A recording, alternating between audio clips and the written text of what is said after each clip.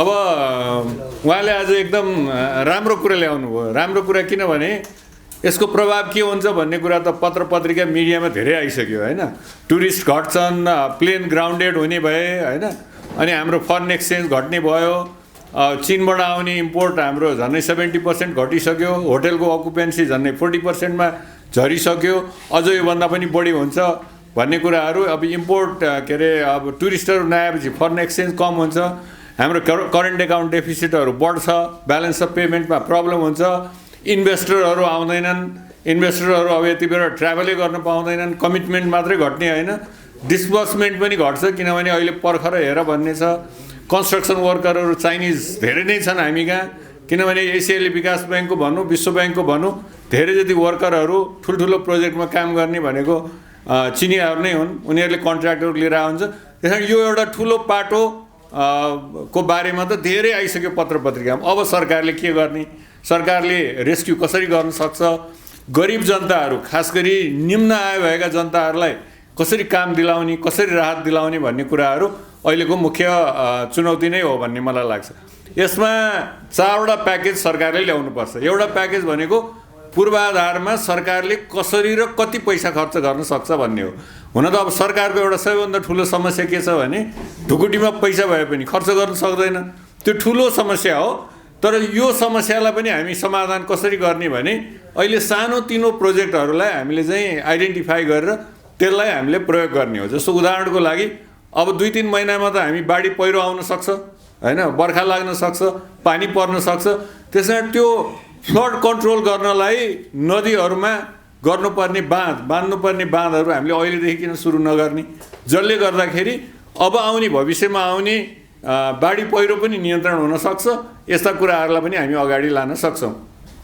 दोस्रो कुरो के हो भनेको नेपालको काठमाडौँको त खाल्डाखुल्डी अलिअलि पुरिन लागेछ, तर यस्तै खाल्डाखुल्डीहरू त धेरै ठाउँमा छ नि। हाम्रो सदरमुकामै हेर्ने हो भने पनि बाटाघाटामा खाल्डाखुल्डी पुर्ने कामलाई सरकारले अहिले प्रायोरिटी दिएर अगाडि लिएर जानुपर्छ, जुन जनताहरू पनि खुसी हुने, काम पनि पाइने हैन। यस्ता कुराहरूलाई अगाडि लानु पर्यो। अब तराईमा जाने हो भने स्यालो ट्युबवेल, डिप ट्युबवेल जस्ताहरू, लिफ्ट इरिगेसनहरू 50% काम गरिरहेको छैन। किन काम गरिरहेको छैन भने हामीले धेरै पैसा खर्च गरेका छौँ तर मेन्टेनेन्स हुन सकेको छैन। त्यसैले यो मेन्टेनेन्स त छिटो हामीले गऱ्यौँ भने धान उत्पादन, गहुँ उत्पादन, अरू क्षेत्रको तरकारी उत्पादन पनि छिटो हुने, यति बेर अनि समाजमा इकोनोमीमा क्यास फ्लो पनि हुन सक्ने सम्भावना रहन्छ।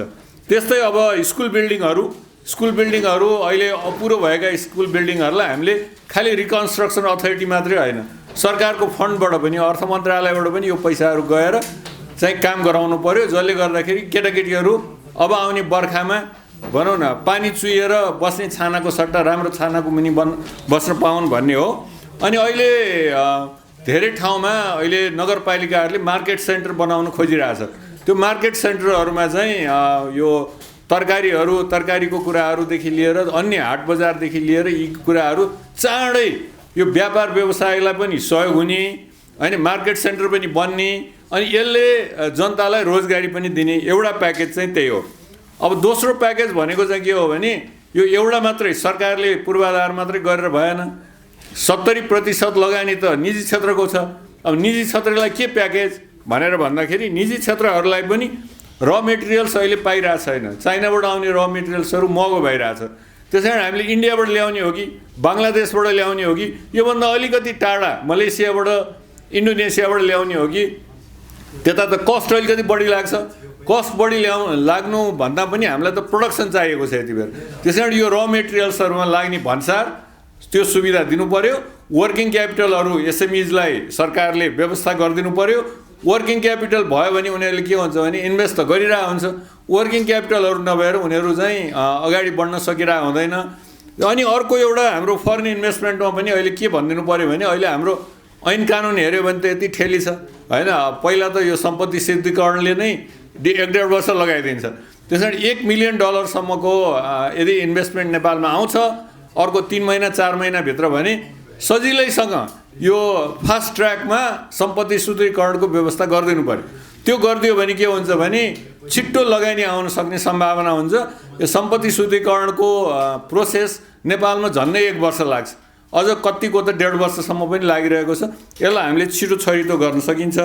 नेपाली उत्पादनहरू बढाउनको लागि अब हामीले दिने यो जुन अब र मेटेरियल्सहरू त मैले अघि भनिहालेँ, प्रोडक्सन बढाउनको लागि सरकारले दिनुपर्ने ऋण अहिले त अब अलिकति सरकारले रिल्याक्स गरेको छ। 2 करोडसम्म लिनु पर्यो भने यो ट्याक्सको सर्टिफिकेट देखाउनु पर्दैन भन्ने, जसले प्रोडक्सन म चाहिँ 25% बढाउँछु भन्नेलाई पनि देखाउन नपर्ने अहिलेलाई कमसेकम 6 महिनाको लागि उनीहरूले ऋण लिन सकुन्। प्रोडक्सन चाहिँ बढाउनु पर्यो, जसले गर्दा हामीलाई चाहिँ आपूर्तिको व्यवस्था अलिकति सहज होस् भन्ने कुराहरू अगाडि जान सकिन्छ। त्यस्तै अर्को बिजनेस कम्युनिटीको लागि त मलाई लाग्छ अलिकति रिस्केड्युलिङ गर्ने, लोनको रिस्केड्युलिङ गर्ने पनि प्रयास गर्नुपर्छ। हुन त ब्याङ्किङ सेक्टरको पैसा नतिरी हुँदैन, त्यसमा कुनै राहत कसैले दिन सक्दैन किनभने त्यो जनताको पैसा हो। तर हामीले 6 महिना 9 महिनासम्म त राहत दिन सक्छौँ नि, होइन, लोनलाई रिस्केड्युलिङ गर्न सक्छौँ। त्यस्तै यदि हामीले चाहिँ नयाँ मेसिनरीहरू ल्याएर तुरुन्तै उत्पादन गर्ने छ एसएमइजहरूले भने तिनीहरूलाई वर्किङ क्यापिटलको लगायत हामीले भन्सारको सुविधाहरू दिएर फास्ट ट्र्याकबाट ल्याउनुपर्छ। अब यो तेस्रो प्याकेज भनेको चाहिँ अब हामीलाई डलरको समस्या हुने भयो।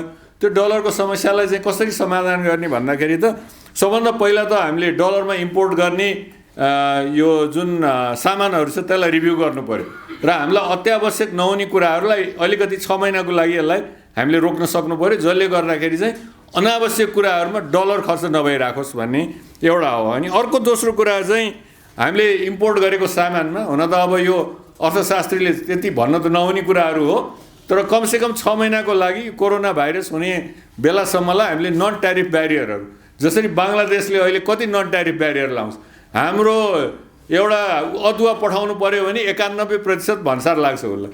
यसो भन्सारको रेट हेऱ्यो भने एकदमै थोरै छ, तर 5 किसिमको उसले नन ट्यारिफ ब्यारियर लगाएर फीहरू लगाएर 91% पुर्याइदिन्छ।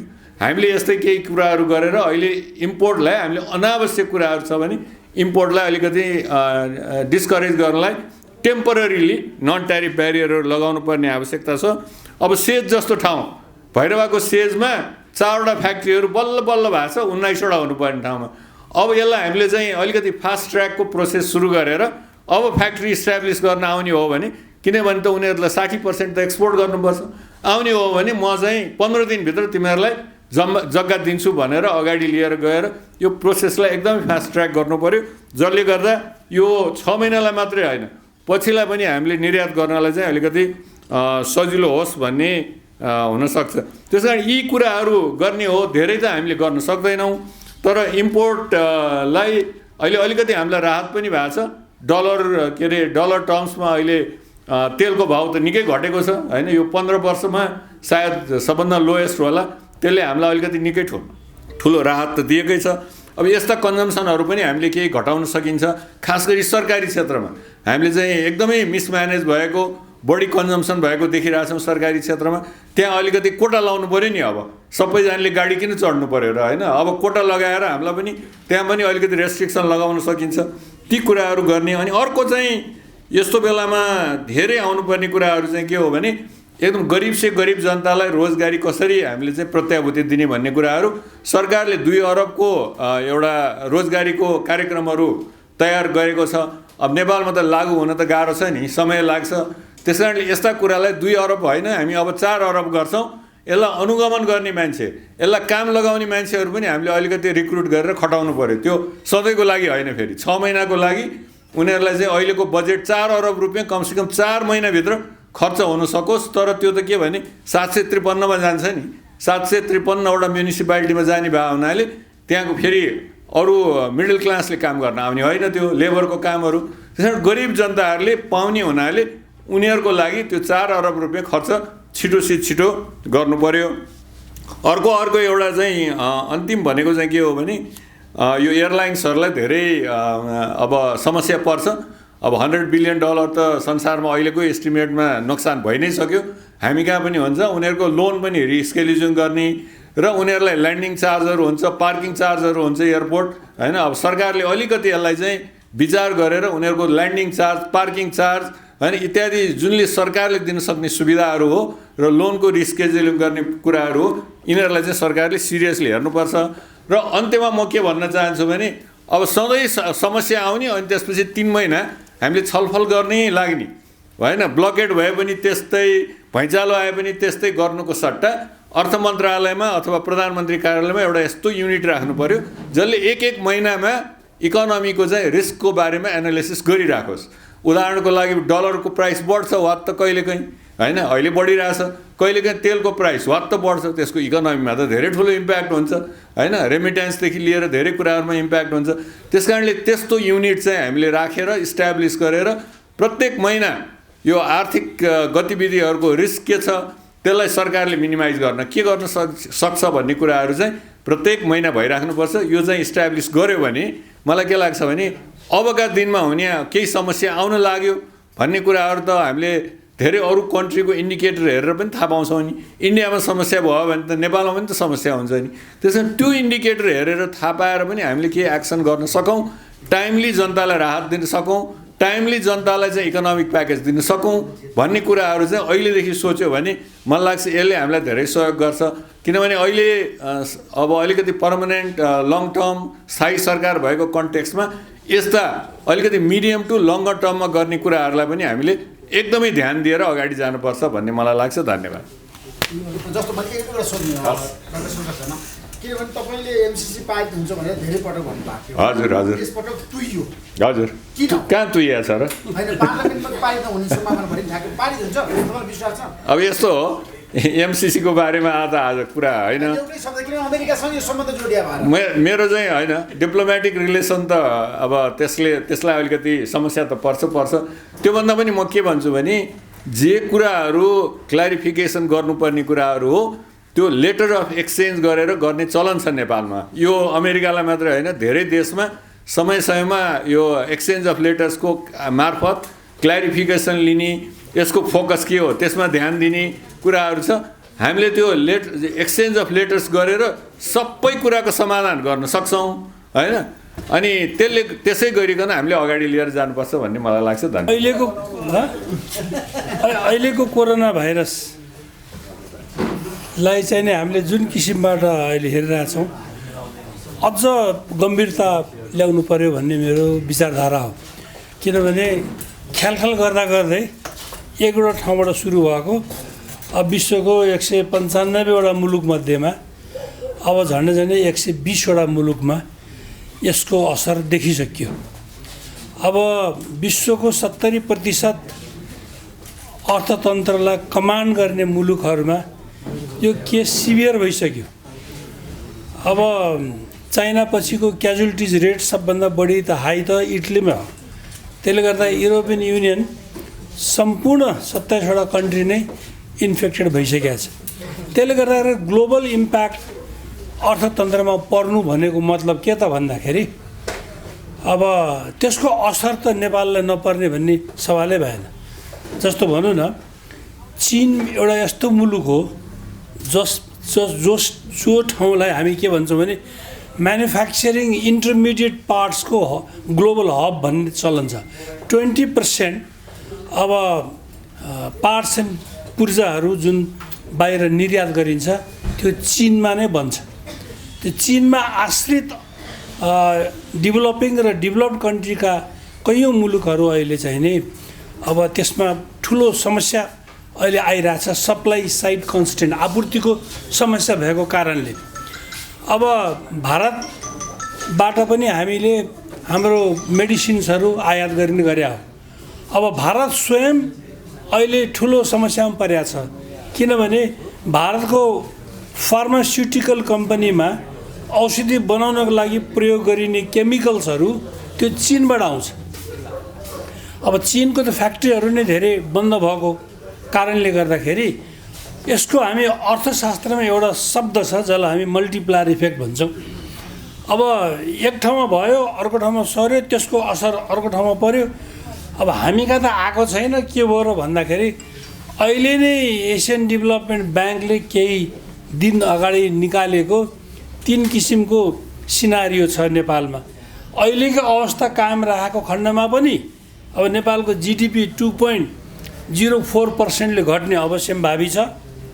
त्यसपछि अलिकति मोडरेट टाइपको कोरोना भाइरस भएको खण्डमा 0.06% हुन्छ। अलिकति बढ्ता चर्किन थाल्यो भने 0.13% जिडिपीको ग्रोथ कन्ट्र्याक्सन हुन्छ, सङ्कुचन हुन्छ भनेर भनेको छ। हुन त यो एडिबीले गरेको एस्टिमेट पनि अब त्यसमा 10वटा क्वेसन्सहरू आउन सक्छन्। यो अहिले फोरम होइन, यसमा धेरै कुरा नभनौँ। अब एउटा कुरो हामीले गम्भीरतापूर्वक के हेर्नु पर्यो भने नेपालमा कोरोना भाइरस भोलिको दिन आउँदै आएन छ भने पनि अहिले जुन स्थितिमा हामी छौँ त्यो स्थितिमाले पनि हाम्रो अर्थतन्त्रलाई धेरै नाश गरिसक्यो।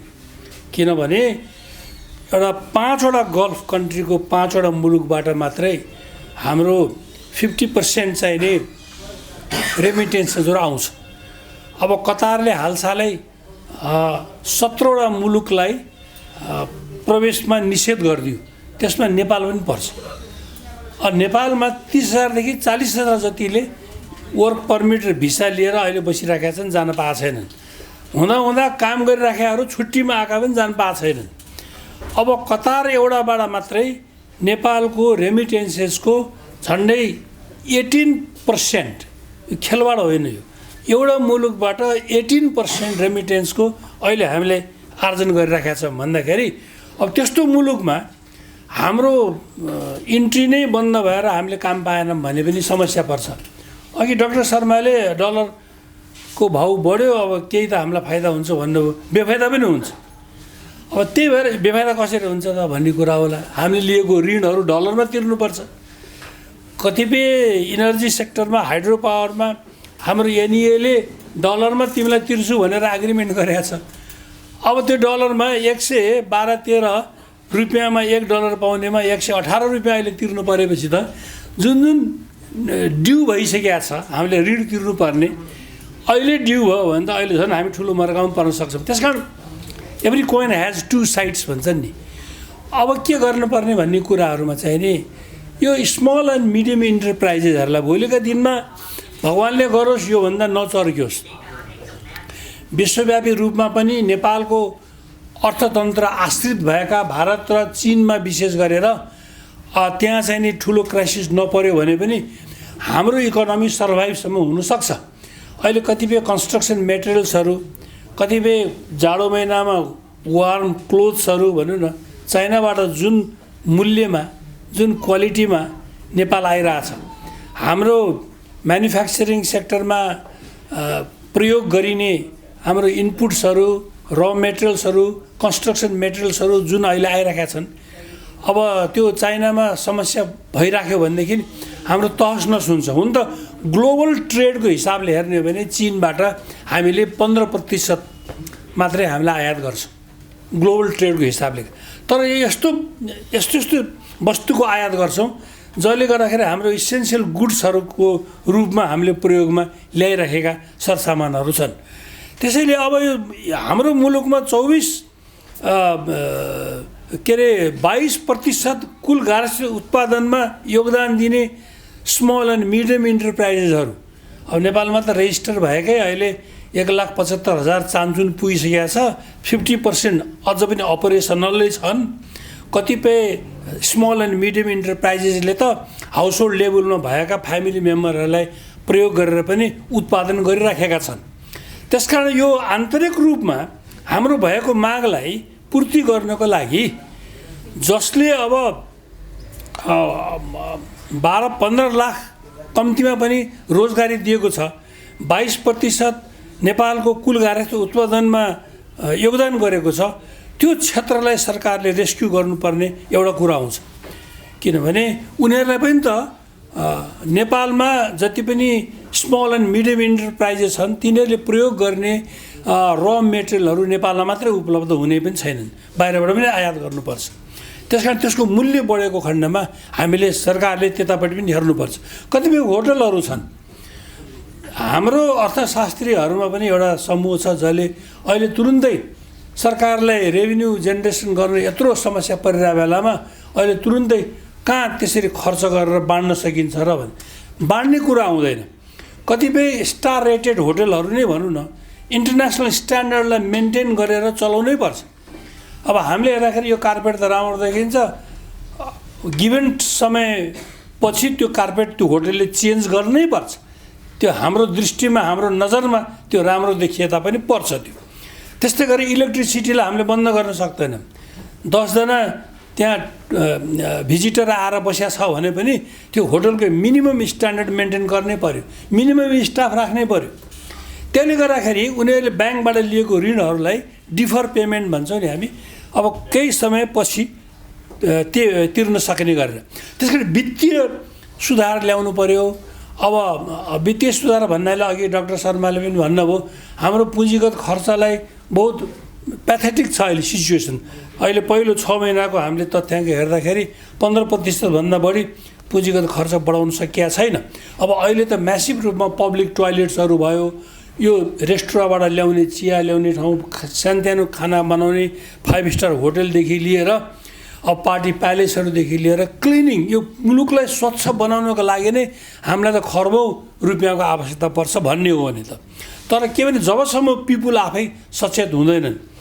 अब मेरो अनुरोध छ पत्रकार साथीभाइहरूलाई पनि, तपाईँहरूलाई धेरै थाहा छ आजकल त हामीलाई भन्दा बढी इन्टरनेट युजर हुनुहुन्छ तपाईँहरू, हामीहरू त छैनौँ त्यस्तो, हाम्रो पालामा थिँदै थिएन। अब यो www.who.int गरेर यो वर्ल्ड हेल्थ अर्गनाइजेसनको वेबसाइटमा तपाईँहरू जानुभयो भने अहिले इमिडिएटली हामीले इन्डिभिजुअलहरूले के गर्ने, हरेक कन्ट्रीले के गर्न सकिन्छ भन्ने कुराहरूमा उनीहरूले दिएका छन्। त्यसले गर्दा मिथ्याहरूलाई उनीहरूले पार गरिदिएछन्। मैले अखबारमा विज्ञापन हेर्दै थिएँ, कहाँ एउटा उपमहानगरपालिकाले त फलाना दालचिनी फलाना खायो भने चाहिँ नि यो कोरोनाले एट्याक गर्दैन भनेर गभर्मेन्टको छापै लगाएर पनि त्यो दिइरहेको देखिन्छ। अब यस्तो किसिमबाट सुनेको भरमा हामीले आधिकारिक रूपमा यसरी दिनु हुँदैन। त्यसकारण एउटा हाई लेभल कमिटी त अब हाम्रो ईश्वर पोखरेलजीको अध्यक्षतामा गठन भइसकेकै छ, तर पनि अब के छ टेक्निकल कमिटीहरू हुनु पर्यो। अब यो हरेक महिनामा रिभ्यू गर्नु पर्यो भनेर त डलरको भाउ बढ्ने घट्ने त्यसले के इकोनोमी इम्प्याक्ट पार्छ। राष्ट्र ब्याङ्कको रिसर्च डिभिजन के को लागि, वाणिज्य मन्त्रालयमा ओइलको प्राइस तलरमाथि भयो भने त्यसको इम्प्याक्ट के पर्छ, कति घटाउनु पर्छ भन्ने कार्य गर्नलाई अब वाणिज्य मन्त्रालयको के काम हो, आपूर्ति मन्त्रालयको के काम हो, हरेक मन्त्रालयमा रिसर्चको विङ हुनु पर्यो। हामीले रिपोर्टर्स क्लबमा बोल्ने भनेर अघि 15 मिनट अगाडि फोन आउँदाखेरि चाहिँ नि हामीले मोटरमा भए पनि यहाँ पढेर हामी आइरहेछौँ, बुझिरहेछौँ कतिपय कुराहरू। यहाँ त समयको अभावले धेरै कुरा गर्न सकिँदैन। त्यस कारण यो हरेक कुरो प्रधानमन्त्रीको कार्यालयमा ल्याएर राख्ने भन्ने जुन एडभोकेसी छ त्यो I don't like that idea at all. अब यो डिसेन्ट्रलाइजेसन हुन्छ, फेडरल सिस्टममा गएपछि सिंहदरबार घर घरमा जान्छ भनेर भन्ने, अब अहिले एक त त्यसै पनि ओभरलोडेड भइसकेको छ, अझ भयभरको जिम्मा पनि प्रधानमन्त्री कार्यालयलाई दिने हो भनेदेखि त यो मुलुक चल्नै सक्दैन।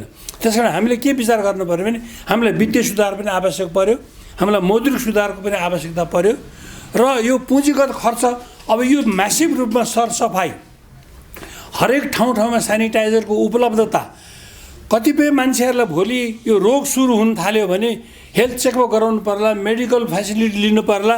हाम्रो अरबमा काम गर्ने मान्छेलाई दिएको वेजले उनीहरूको मेडिकल इन्सुरेन्स पुरा गर्न नसक्ने हुनाले सम्भवतः उनीहरू अब रिस्कमा छन्, यिनीहरूलाई पठाइदिनुपर्छ भनेर पठाइदियो भने हामीले उनीहरूलाई केही गर्न सक्ने हाम्रो हैसियत छ त भन्दाखेरि यो अहिले टु बेगिन विथ सरकारले के पनि विचार गर्नुपर्छ भने सुरुको फेजमा फैलिन नदिनको लागि गरिबीको रेखा मुनितिर भएका अब हाउस होल्डहरूलाई आइडेन्टिफाई गरेर उनीहरूलाई चाहिँ फ्री मेडिकल सर्भिसेसहरू, यो कोरोनासँग रिलेटेड अब यो रुगाखोकी लाग्यो, निमोनियाको डर भएका त्यस्ता पेसेन्टहरू छन् भने तिनीहरू जो अशक्त छन्, जसले आफ्नो पैसा खर्च गरेर गर्न सक्दैन, कतिले त अब थाहा छ मलाई रोग लागिरहेछ, अब यो पैसा छैन खर्च गर्नलाई भनेर सुसाइडल पनि भएको पनि केस त नेपालमा हजारौँ छन् नि। भोलिको दिनमा यो कोरोना भने त एउटालाई लाग्यो भनेर मलाई त लागेको छैन भन्ने कुरै होइन, सबैलाई जान सक्छ त्यो। त्यसकारण यो म्यासिभ रूपमा यो मुलुकलाई सफाइ गर्ने आन्दोलन नै अहिलेको प्रायोरिटी हो। अनि अर्को चाइनिजहरू कन्ट्र्याक्टर आएर, जस्तो नारायणगढ बुटोलको बाटो छ, स्याफ्रीबेसी को बाटोको छ। अब एयरपोर्ट अहिले बन्दाबन्दी रोकिएको छ अहिले कतिपय कुराहरू। त्यसकारण एक त त्यसै पनि हामीसँग वस्तुको अभाव हुने हुनाले हाम्रो टाइम ओभररन, कस्ट ओभररन, हाम्रो समय पनि बढी लाग्ने र पैसा पनि बढी थप लाग्ने भएको हुनाले अनगोइङ कार्यक्रमहरू जुन छन् र अधुरा छन् तिनीहरूमा अहिले लगानी गरिहाल्नु पर्यो। कन्फ्लिक्ट भएको बेलामा मान्छेले जो मान्छेले बिजनेसलाई बढाउनको लागि जग्गा जमिन बढी लियोस् सस्तो भएको बेलामा तिनीहरूले पछि गएर बेपत्ता नाफा कमाइराखेको विश्वको इतिहास हामीसँग छ। त्यसकारण यो हाम्रो अर्थतन्त्र मेल्टडाउन हुनुभन्दा अगाडि अहिले सरकारले आफ्नो स्पेन्डिङ बढाउनु पर्यो। अहिले चीनले के गरेछ भन्दाखेरि चीनले विस्तारकारी वित्तीय नीति लिने भनेर भनेको छ उनीहरूले। त्यो भनेको के त भन्दाखेरि सकेसम्म अब यो नर्मल्सी आउने बित्तिकै सरकारले आफ्नो खर्च नहुने ठाउँमा खर्च बढाउने अनि कुन ठाउँमा सम्भव छ अलिकति भए पनि कर घटाउने। त्यसकारण अब हामीले एक्सपान्सनरी फिस्कल पोलिसी पनि लिनुपर्ने हो कि भोलि यहाँ बजेट आउनुभन्दा अगाडि धुन्धानसँग अब के गरेर रोग चम्किन थाल्यो, सरकारलाई अर्थको अभाव हुन थाल्यो भने अब मिनिस्ट्री अफ हेल्थलाई त अहिले नै विचार गरेर हामीले केही पैसा हामीले चाहिँ नि अब अहिले इयरमार्क गर्नुपर्ने हुन्छ। बजेट बनाउनुभन्दा अगाडि सोच्नु पर्यो, बढी एडिसनल बजेट दिनु पर्यो, तर सशर्त र आवश्यक परेको बेलामा केही मुलुकले बजेटलाई पेस गर्ने मितिलाई पनि सारेका छन्। हुनसक्छ नेपालमा पनि आवश्यक परेको खण्डमा अब अहिले त तर्कको कुरा न हो, भुइँचालो त गएर नाश भयो। अब ह्युमन क्याजुअलिटिज कति भयो, इन्डाइरेक्ट इम्प्याक्ट के पर्यो, अरू फिजिकल फेसिलिटिजको नाश भएर त्यसको कस्ट कति पर्यो भनेर हामीले क्यालकुलेट गरिदियौँ। त्यो पनि हामी हतारेर गरेका थियौँ त्यो बेलामा पनि। अक्सर गरेर विश्वको इतिहास हेर्ने पनि 8 देखि 12 महिना लाग्छ राम्रोसँग एउटा दुर्घटना भइसकेपछि त्यसको कस्ट एस्टिमेट गर्न। अब यहाँ हामी कहाँ चाहिँ नि कस्ट एस्टिमेट चाँडै गऱ्यौँ, तर पनि यो कोरोना भन्ने कस्तो कुरा भयो भने अब कहिलेसम्म रहन्छ भन्ने थाहा छैन, कुन स्थितिसम्म पुग्छ भन्ने पनि थाहा छैन। एउटा आशावादी हुने कुरा त के छ भने WHO ले पनि भनेको छ अब आफूले सतर्कता अपनाएर हामीले प्रोटेक्सन बढी गऱ्यौँ र सरसफाइमा मद्दत गऱ्यौँ, हामीले आफूलाई ट्रेन गऱ्यौँ भने चाहिँ यो कम हुन सक्ने रहेछ भन्ने चाहिँ देखियो। कम हुन सक्ने रहेछ, तर कम्प्लिटली कहिले कम हुन्छ त? यो जुन 120वटा मुलुकमा गइसक्यो, आजको जमानामा पिपुलको मुभमेन्टलाई त घटाइरहेछ। इटलीले गरेर हामीले गर्न सक्छौँ। इटलीले त अब 600 मिलियन पपुलेसनलाई लकआउट गरिदिएछ, घरबाट बाहिरै जान पाउँदैन। अब हाम्रो त्यो गऱ्यो भने त खानै पाउँदैन मान्छेले। यो ठेला गाडी गरेर दिनभरि काम गर्यो, बेलुका घर आएर खान पर्ने मान्छेहरूलाई हामीले खोजिकन सरकारले सहयोग गर्नु पर्यो। अलिकति वित्तीय वितरण पनि गर्नुपर्ने आवश्यकता छ।